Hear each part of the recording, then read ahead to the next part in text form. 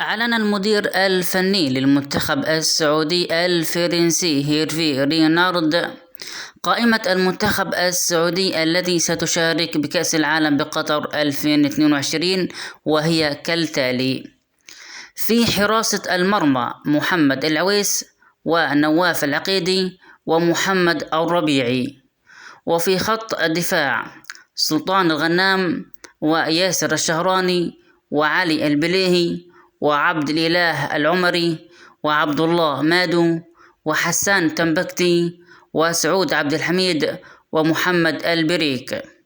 وفي خط الوسط عبد الله عطيف وعبد الإله المالكي ومحمد كنوه ورياض شرحيلي وعلي الحسن وناصر الدوسري وسلمان الفرج. وفي خط الهجوم فهد المولد وسالم الدوسري وفراس البريكان وصالح الشهري وسامي النجعي وهتان بهبري وعبد الرحمن العبود وهيثم عسيري.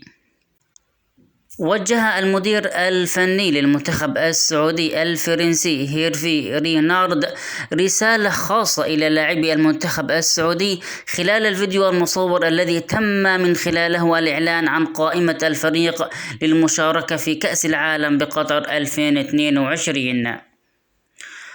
وخلال الفيديو قال هيرفي رينارد بعض الكلمات جاء على رأسها: البعض عليه أن يهاجم والآخر يجب أن يدافع، بينما سيراقب طرف آخر فيما سيحافظ أحدهم.